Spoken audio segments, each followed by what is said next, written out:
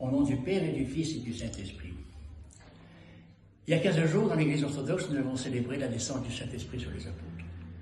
Cette descente du Saint-Esprit, c'est la naissance même de l'Église, et c'est la nouvelle voie pour notre sanctification à tous. Oui, j'ai employé le mot sanctification.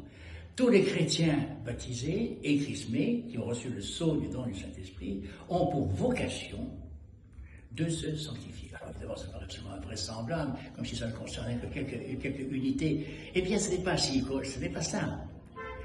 Et se mettre sur la voie de la sanctification, être fidèle au Christ, d'écouter sa parole et d'être son témoin le mieux possible dans la société. Nous sommes dans la voie déjà, en quelque sorte, d'une sanctification et nous contribuons au rayonnement du Christ et à la lumière et à son salut dans le monde.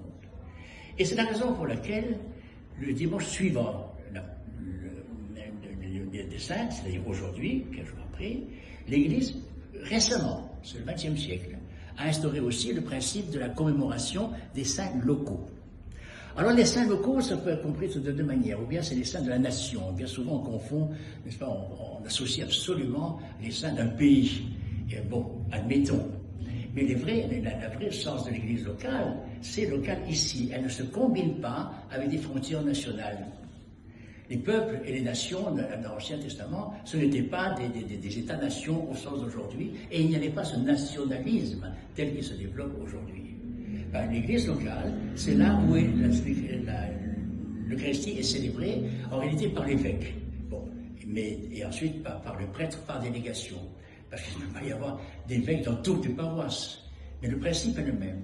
Mais en ce qui concerne le territoire, eh bien c'est le territoire relativement local. Disons les choses honnêtement. C'est par exemple la Provence. Voilà. Et c'est la raison pour laquelle nous avons, nous ici à Saint-Hermogène à Marseille, nous avons instauré la célébration des saints de Provence. Ils ne sont pas tous là, parce qu'il y en a beaucoup, il y en a d'ailleurs beaucoup plus que cela. La terre de Provence, je le rappelle à tous, est une très grande terre de sainteté. Je n'ai pas dit que la terre était sainte. Et justement, c'est une nuance qui est importante. Aucune terre n'est sainte. La création entière est sainte, n'est-ce pas, en tant que création de Dieu. Mais par contre, nous sommes appelés à sanctifier là où nous sommes.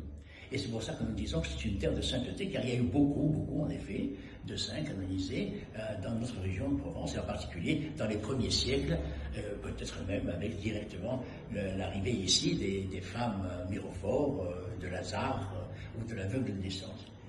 Mais voilà, donc ce qui est important, c'est aujourd'hui de prier les saints locaux, car ils nous aident, ce sont nos intercesseurs. Et plus c'est difficile, plus nous avons des difficultés, en quelque sorte, dans la vie, plus nous avons des difficultés à rester fidèles à Dieu, plus nous avons des difficultés aussi à prier. Et bien plus nous devons aussi nous adresser à nos saints et aux saints locaux. Pourquoi? Parce qu'ils sont passés par toutes ces difficultés. Vous savez, à tous les siècles, il y avait ces difficultés. Et les tentations étaient toujours les mêmes. Et donc, ils ont surmonté, ou en tout cas, ils sont restés fidèles jusqu'au bout. Et c'est en cela qu'ils ont été, en quelque sorte, sanctifiés. Eh bien, prions-les pour qu'ils nous aident à poursuivre cette voie, à rester fidèles. Et notre seule fidélité au Christ, c'est déjà une voie de sainteté, et qui ne peut que se croître ensuite en nous.